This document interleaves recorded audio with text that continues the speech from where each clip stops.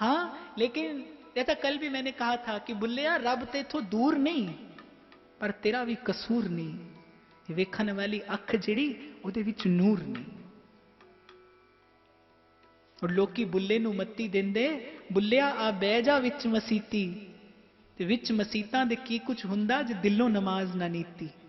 बारों पाक होया की होवे जे अंदरे रही पलीती, तो बिना काबिल मुर्शिद मिलिया एवं गई ये इबादत की थी। ये श्रद्धा और विश्वास जिन इन दो नेत्रों से प्रभु का दर्शन होता है, ये मिलते संत की कृपा से हैं, ये मिलते किसी के आशीर्वाद से हैं। आप और मैं कुछ करके इसको कमा नहीं सकते, धन से इसको अर्जित नहीं कर सकते, इसको खरीद नहीं सकते।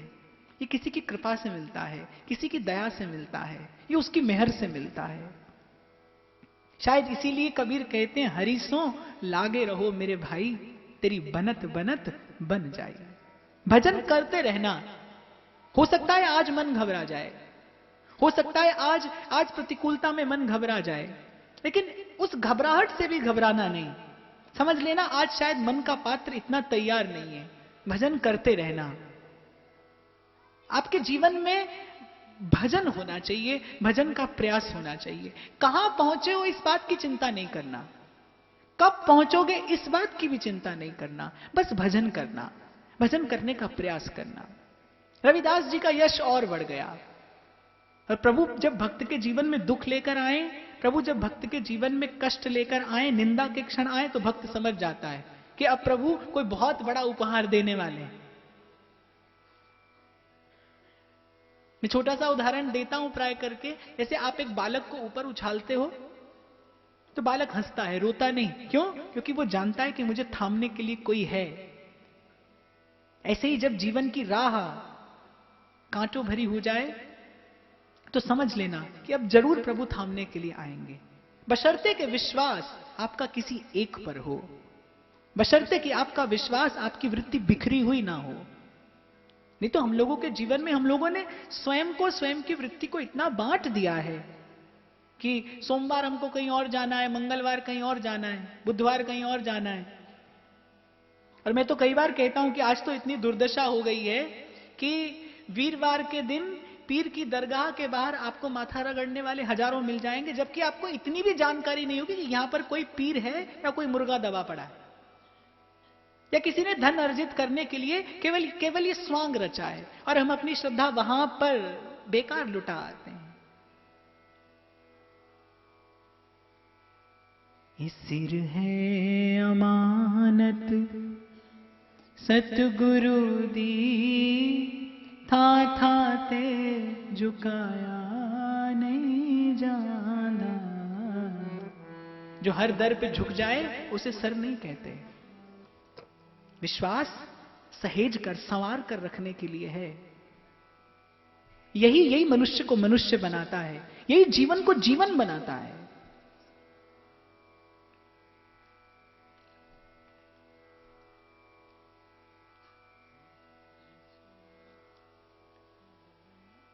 रविदास जी का यश और बढ़ने लगा।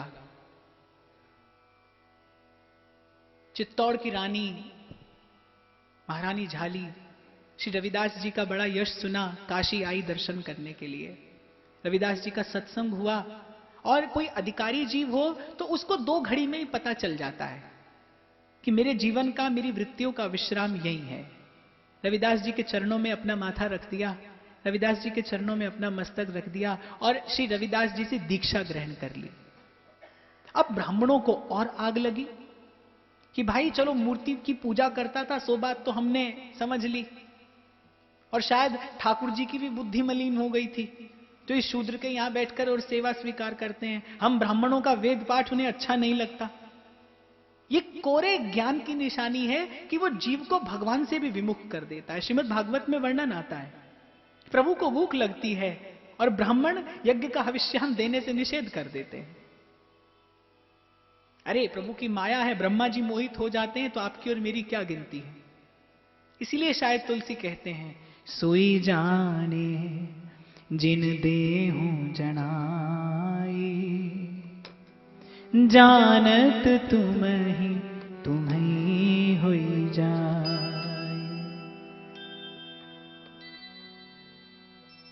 झाली रानी ने रविदास जी से दीक्षा ले ली, एक शूद्र ने शूद्र होकर और एक क्षत्रिय महारानी को दीक्षित कर दिया।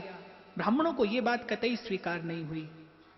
ब्राह्मणों ने फिर से उपक्रम किया, चित्तौड़ के ब्राह्मणों तक ये बात पहुंचा दी। चित्तौड़ के ब्राह्मण भी बड़े आश्चर्य में पड़े कि अरे जीवन भर हमसे उपदेश सुना, जीवन भर हमसे पाठ पूजा कराई, और जब सेवा और भेंट देने का अवसर आया तो किसी और को पकड़ लिया। बड़ा कष्ट हुआ उनको, बड़ी पीड़ा हुई। झाली रानी ने निवेदन किया श्री रविदास जी से कि आप एक बार चित्तौड़ पधारिए। श्री रविदास जी भी पधारे और झाली रानी ने बहुत बड़ी संतों की पंगत का आयोजन किया। संत लोग तो आए, लेकिन ब्राह्मणों ने कहा कि भाई हम तो ब्राह्मण हैं, वो भले कितने ही बड़े भक्त हों लेकिन हैं तो चरमकार, हैं तो शूद्र, हम उनके साथ बैठकर नहीं पाएंगे। आप तो हमें सीधा सीधा सामान दे दो, अपनी रसोई हम अलग करेंगे। रविदास जी से पूछा गया, उन्होंने कहा जिसमें ब्राह्मणों को सुख हो वैसा ही किया जाए। ब्राह्मणों को सब सीधा सामान दे दिया गया, लेकिन बड़ा आश्चर्य है, क्योंकि अपना मान टले टल जाए, फिर भक्त का मान न टलते देखा। बड़ा आश्चर्य है कि दो दो ब्राह्मणों के बीच में सबको एक एक रविदास जी का दर्शन होता है।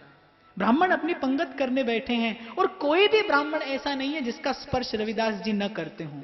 कोई भी ब्राह्मण ऐसा नहीं है जिसको अपने निकट रविदास जी का दर्शन न होता हो। ब्राह्मण समझ गए कि रविदास जी वो संत हैं जिन्होंने भक्ति के बल पे, जिन्होंने भजन के बल पे इस शरीर की मर्यादा का अतिक्रमण कर लिया है। भगवान को भजते भजते एक स्थिति ऐसी आती है जब भक्त भी भगवत स्वरूप हो जाता है, जब भक्त भी तदाकार हो जाता है। और रविदास जी निश्चित रूप से ऐसे ही भक्त हैं। रविदास जी ने संतों की सभा में अपने शरीर का चर्म हटाया और भीतर स्वर्ण मंडित जनेऊ धारण किया है रविदास जी ने, क्योंकि पूर्व में 7 जन्म के ब्राह्मण थे। गुरु का श्राप हुआ और चरमकार के घर जन्म हुआ। लेकिन जब ये दृश्य सब लोगों के संग उपस्थित कबीर जी ने देखा, तब गाया, प्रेम बीज पलटे नहीं, चाहे युग जाए अनंत, ऊंच नीच घर औतरे, रहे संत का संत। जय जयकार हुआ श्री रविदास जी का। काशी लौटे, समय हो गया है, लेकिन कथा का एक छोटा सा भाव मेरे मन में और आ रहा है, सो मैं कहकर कथा का विश्राम लूंगा। काशी लौटे और सिद्धों के गुरु गोरखनाथ काशी में भ्रमण करते थे। उनको रविदास जी की सिद्धाई का पता चला, तो उनके पास ऐसी सिद्धि थी कि उनके पास एक खप्पर था जो कितना भी सामान डाल दो लेकिन भरता नहीं था। और वो कहते थे कि मैं उसी के घर भोजन पाऊंगा जो मेरा खप्पर भर देगा। रविदास जी की कुटिया पर आए, श्री रविदास जी ने चरणामृत दिया, लेकिन वो चरणामृत क्या था, कुछ और नहीं, जिस कठौते में चमड़ा धोते थे उसी कठौते का जल निकाला और गुरु गोरखनाथ के सन्मुख कर दिया। उनके मन में बड़ी ग्लानि हुई कि हमने तो सुना था बहुत बड़े महात्मा हैं, बहुत बड़े संत हैं, और चरणामृत के ठौर पर चमड़ा धोने का जल देते हैं। और वो जल वहीं ढुरका दिया। खप्पर में रविदास जी ने जल भरा और वो जल उन्होंने सोई ढुरका दिया। और वहीं कबीर जी की पुत्री थी कमाली, जो सिंध में रहती थी, और रविदास जी के कठौते का जल एक बार उस तक पहुंचा। लेकिन वो रविदास जी की भक्ति की महिमा से परिचित थी। उसने प्रभु का चरणामृत जान वो कठौते का जल बड़े प्रेम और सद्भाव से पान कर लिया, और पान करते ही उसके हृदय में प्रभु के दिव्य प्रेम का प्रकाश हो गया। यही गुरु गोरखनाथ, जिन्होंने रविदास जी का दिया वो कठौते का जल ढुरका दिया था, भ्रमण करते करते मुल्तान पहुंचे जहां कमाली रहती थी, और नगर में ड्योंडी करा दी कि भाई उसी के घर भोजन करूंगा जो मेरा खप्पर भर देगा। कमाली ने अपने पति से कहा कि तो आज शाम के लिए उनको अपने यहां बुला लाओ। उसने कहा, अरे तुम्हारी बुद्धि मारी गई है क्या, हम उनका खप्पर कैसे भर सकते हैं, 2 समय का भोजन हमारे पास नहीं जुटता है। बोले आप मेरे कहे से उन्हें बुला तो लाइए। बोले कहीं दुर्वासा किसी बात नहीं हो जाए कि घर में कुछ हो नहीं और वो वैसे ही गोरखनाथ हैं, जाने मुख से क्या कह देंगे। कमाली ने कहा आप किसी बात की चिंता मत करिए, उन्हें बुला लाइए। बुलाया, एक छटांक भर चावल कमाली ने खप्पर में डाला और खप्पर भर गया। गुरु गोरखनाथ जी बड़े चमत्कृत हो गए कि भाई ये तो कोई साधारण सिद्धाई नहीं है, हम सिद्धों के स्वामी हैं और इसने हमारा ही खप्पर भर दिया। पूछा कि ये सब कहां से पाया? तो कमाली ने कहा महाराज ये उसी कठौते के जल का परिणाम है जो आज कमाली ने आपका खप्पर भर दिया। अब गोरखनाथ जी को बड़ा खेद हुआ, बड़ी ग्लानि हुई कि ये हमने क्या छोड़ दिया। वापस काशी गए, रविदास जी के चरणों में प्रणाम किया और कहा महाराज एक बार चरणामृत और दे दीजिए। रविदास जी ने कहा जब पिलाते थे तब पिया नहीं, जिन पिया पिया को जान लिया। जब मैं पिलाता था तब पिया नहीं, जिसने पिया उसने पिया को जान लिया। और भूला जोगी फिरे दीवाना, वो पानी मुल्तान गया। बोले वो जो था वो तो वहां पहुंच गया जहां पहुंचना था। वस्तु अपने अधिकारी को खोज लेती है। एक ब्राह्मण थे, नित्य गंगा स्नान करने जाते थे। रविदास जी को बहुत उकसाते थे, पर रविदास जी की मर्यादा खंडित ना हो, मैं शूद्र हूं, इस मारे गंगा जी में स्नान करने नहीं जाते थे। एक दिन उस ब्राह्मण ने बहुत उकसाया तो रविदास जी ने कहा कि ये 2 केले के फल हैं, आप मेरी ओर से श्री गंगा जी को निवेदन कर देना। पंडित जी लेकर पहुंचे।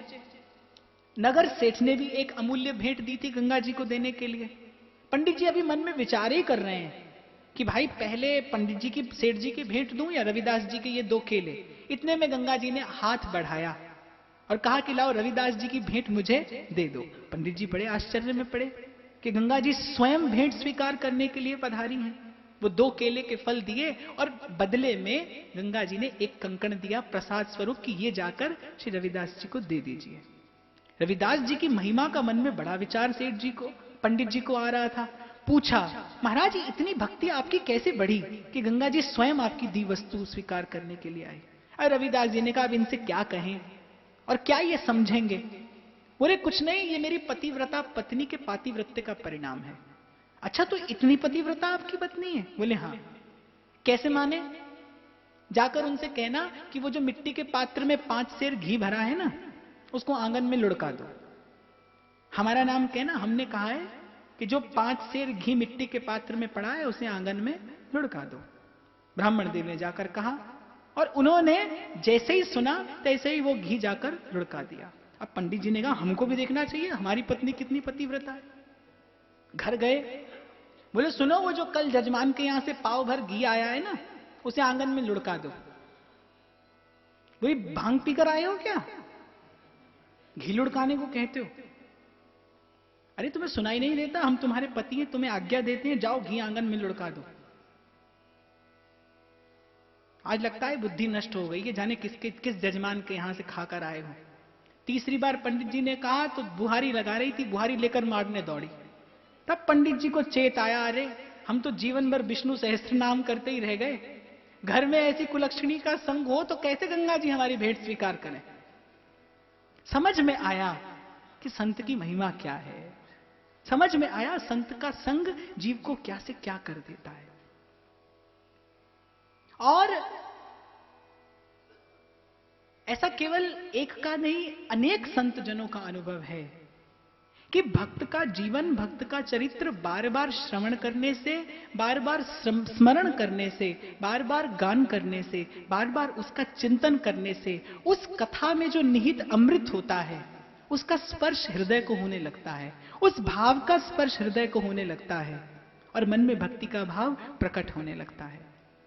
अनेक काल तक श्री रविदास जी के रूप में स्वयं श्री ठाकुर जी ने इस संसार में अनेकानेक लीलाएं की और शायद रविदास जी के संग जो लीला हुई, रामानंदाचार्य जी का श्राप देना और रविदास जी का अंत तक इसी प्रकार चर्मकार होते हुए भक्ति और भजन के मार्ग का निर्वाह करना, शायद प्रभु संसार को यही संदेश देना चाहते थे श्री रविदास जी के संग की लीला के माध्यम से कि प्रेम का भगत के कहा जनेऊ जात। प्रभु को केवल एक प्रीत की सच्चाई से काम है। इसलिए तन और धन ये सभी के पास अलग अलग हो सकता है। कोई बलवान हो सकता है, कोई निर्बल, कोई धनवान हो सकता है, कोई निर्धन, लेकिन मन सभी के पास एक सा है। और प्रभु को केवल मन से संबंधित भाव स्वीकृत होता है। सेवा करने के लिए साधन की आवश्यकता नहीं होती, सेवा करने के लिए सुंदर मन की आवश्यकता होती है। और कथा, सत्संग, संकीर्तन भजन, साधन, सेवा, सुमिरन, सबका लक्ष्य, सबका उद्देश्य केवल एक है कि धीरे धीरे संसार फीका लगने लगे और प्रभु मीठे लगने लगे। जो आज मन हमें भजन में और सत्संग में लगाना पड़ता है, भजन और सत्संग की कृपा से धीरे धीरे मन की वो वृत्ति सहज भजन और सत्संग में समाहित होने लगे। कल जो भाव प्रभु प्रेरणा करेंगे सो मैं कहने का प्रयत्न करूंगा। आज की बात को यहीं प्रभु का भाव, प्रभु का दिया प्रसाद आप सबके हृदय में बैठे प्रभु को निवेदित करते हुए, समर्पित करते हुए आज की बात को यहीं विराम देता हूं। आप सबके हृदय प्रेम प्रभु को प्रणाम। श्रीधाम वृंदावन से